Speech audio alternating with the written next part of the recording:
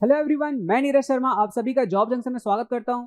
अगर आपका एक ड्रीम है कि आप कोल इंडिया जैसे संस्था में वर्क करना चाहते हैं तो ये वीडियो सिर्फ और सिर्फ आपके लिए है। इस वीडियो में हम लोग पता करने वाले हैं कि आखिर कोल इंडिया में क्या वैकेंसीज आया हुआ है, क्या इसके डिटेल्स हैं, किस तरीके से आप इस पोस्ट को अचीव कर सकते हो और क्या क्या मिलेगा आपको अगर आप इस पोस्ट पर पहुंच जाते हो। तो ये सारी डिटेल्स हम इस वीडियो में देखने वाले हैं, तो वीडियो के अंत तक बने रहिए। और अगर अभी तक आपने इस चैनल को सब्सक्राइब नहीं किया तो इस चैनल को सब्सक्राइब कीजिए, बेल आइकन को भी जरूर प्रेस कीजिए ताकि जब भी हम ऐसे वीडियोस लेकर आए तो आपको उसका नोटिफिकेशन मिलता रहे।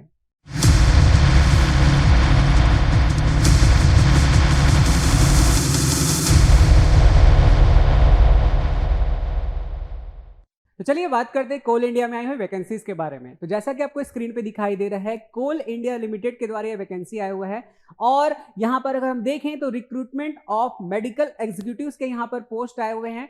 तो चलिए जानते हैं कि आखिर ये कौन कौन से पोस्ट हैं और इसके डिटेल्स को समझते हैं। तो उसे समझने से पहले जिन्हें नहीं पता है कि कोल इंडिया क्या होता है यानी क्या है ये, तो उनके लिए मैं एक बात बता दूं कि ये कोल इंडिया जो महारत्न कंपनी में से एक है, वो भी इंडियन गवर्नमेंट की। तो सोचकर देखिए, अगर आपका सिलेक्शन इसमें हो जाता है, इस कंपनी के अंतर्गत में हो जाता है, तो जो आपका एक कैरियर का जो लेवल होगा वो किस लेवल तक पहुंच सकता है, इसे आप सोच सकते हैं, इसे आप बहुत अच्छे से समझ भी सकते हैं। तो चलिए जानते हैं कि कौन कौन से पोस्ट हैं। तो यहाँ अगर हम देखें तो ये आपका यहाँ पर पोस्ट दिया हुआ है और ये यहाँ पे स्पेशलाइजेशन दिया हुआ है कि आपने इसमें अगर स्पेशलाइजेशन किया हुआ है इन सब्जेक्ट्स में, सो आप इसके लिए अप्लाई कर सकते हैं। तो चलिए जानते हैं। तो सबसे पहला जो यहाँ पर पोस्ट है वो सीनियर मेडिकल स्पेशलिस्ट, या इसे ही कहा जाता है मेडिकल स्पेशलिस्ट, और इसे अलग अलग ग्रेड पे रखा गया है, E4 ग्रेड और E3 ग्रेड। इसे याद रखिएगा, E4 और E3, यहीं से हमें बहुत सारी चीजें क्लियर होने वाली है। और स्पेशलाइजेशन अगर आप देखेंगे तो यहाँ पर स्पेशलाइजेशन है और साथ ही साथ ये जो पोस्ट आए हुए हैं ये कैटेगरी वाइज इसे डिवाइड कर दिया गया है। और इसी तरफ अगर आप जाएंगे तो यहाँ पर ये पे स्केल भी बता दिया गया है और ये पे स्केल है E4 ग्रेड के लिए है 70,000 to 2 lakh rupees per month, और E3 ग्रेड के लिए 60,000 टू 1,80,000 के बीच में आपको सैलरी प्रोवाइड होगी। और इसके साथ साथ आपको अदर अलाउंस भी प्रोवाइड होंगे, जो भी कोल इंडिया अपने कर्मचारियों को देता है वो सारी की सारी आपको सुविधाएं मिलने वाली है। अब बात करते हैं दूसरे पोस्ट की। तो ये है आपका senior medical officer E3 grade और सीनियर मेडिकल ऑफिसर डेंटल, इसके लिए भी E3 ग्रेड रखा गया है। और जैसा कि मैंने कहा, E3 ग्रेड की जो पे स्केल होगा वो होगा 60,000 टू 1,80,000 के बीच। अब बात करते हैं कि इसमें आप जो है अप्लाई कैसे करेंगे और इसका जो डेट कब से कब तक है। तो अप्लाई करने का जो तरीका है वो ध्यान दीजिएगा, ऑफलाइन मोड है। इसके लिए आपको क्या करना है, इसके ऑफिशियल वेबसाइट पर जाइए, आप उसके एप्लीकेशन को डाउनलोड कीजिए, देन आप अपने सारे सर्टिफिकेट को अटैच कीजिए, उसमें उसे फिल कीजिए।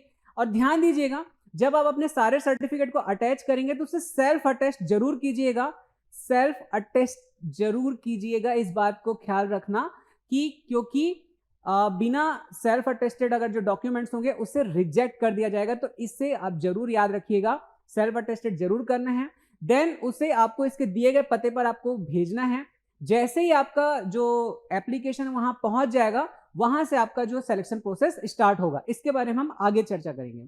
तो देखिए यहाँ पर डेट दिया हुआ है कि आप कैसे, आपका जो है 29 सितंबर 2022 से 29 अक्टूबर 2022 तक आपके जो है एप्लीकेशन यहां पहुंच जाने चाहिए। इस बात का ध्यान रखना। अब बात करते हैं कि आपका जो क्वालिफिकेशन क्या होगा। तो अगर हम देखें, यहां पर ये एलिजिबिलिटी क्राइटेरिया रखा गया है, जैसे कि यहां पर है आपका सीनियर मेडिकल स्पेशलिस्ट के लिए यानी E4 ग्रेड के लिए क्या होना चाहिए। तो आपको for general surgery, general medicine and preliminary medicine minimum qualification as MBBS होना चाहिए आपका, और साथ ही साथ आपका जो 3 साल का वर्क एक्सपीरियंस भी होना चाहिए। इसके बाद है मेडिकल स्पेशलिस्ट के लिए क्या दिया गया है, तो यहां पर MBBS होना चाहिए और साथ साथ आपका PG की डिग्री होनी चाहिए। फिर है senior medical officer E3 grade के लिए, तो आपको MBBS किया होना जरूरी है बस। और सीनियर मेडिकल ऑफिसर डेंटल के लिए आपको BDS किया होना जरूरी है। ध्यान दीजिएगा, BDS में 1 ईयर का आपके पास एक्सपीरियंस होना चाहिए किसी भी हॉस्पिटल या क्लिनिक का। तो ये आप ध्यान दीजिएगा इसके बारे में। अब बात करते हैं कि इसमें एज लिमिट क्या रखा गया है। तो एज लिमिट रखा गया है E4 ग्रेड के लिए वो है 42 ईयर्स, और जो बाकी हैं उनके लिए 35 ईयर्स रखा गया है। लेकिन अलग अलग कैटेगरी के जो कैंडिडेट्स होते हैं उनके लिए इसमें एज रिलैक्सेशन भी दिया गया है, जो कि आगे के टेबल में अगर हम देखें तो यहां पर आप देख सकते हैं कि अलग अलग कैटेगरी के जो कैंडिडेट हैं उनके लिए एज रिलैक्सेशन है। अब बात करते हैं कि आपका सिलेक्शन प्रोसेस कैसे होगा।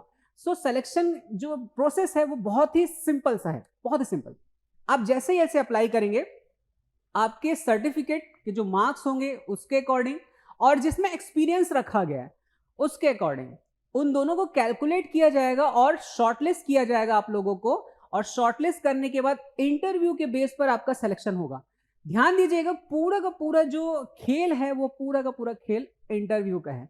तो जितना अच्छा आपका इंटरव्यू जाएगा आफ्टर शॉर्टलिस्ट, मतलब शॉर्टलिस्ट होने के बाद, उतना अच्छा आपका चांस रहेगा इस पोस्ट पर सेलेक्ट होने का। तो इस बात का ध्यान रखिएगा, और अगर आप इस पोस्ट के लिए एलिजिबल है तो जरूर अप्लाई कीजिए, मिस मत कीजिए। जैसा कि मैंने पहले ही कहा है कि यहां पर अगर आपका सिलेक्शन होता है तो आपका करियर एक अलग लेवल पर चला जाएगा। तो इसे ध्यान दीजिए, और ऐसे इंफॉर्मेटिव वीडियोस को पाने के लिए साथ ही साथ हमारे चैनल को फॉलो भी करते रहिए। और अगर आप चाहते हैं कि आपसे कोई भी इंफॉर्मेशन मिस ना हो तो हमारे टेलीग्राम चैनल को भी फॉलो कीजिए, same name with same logo. Thank you.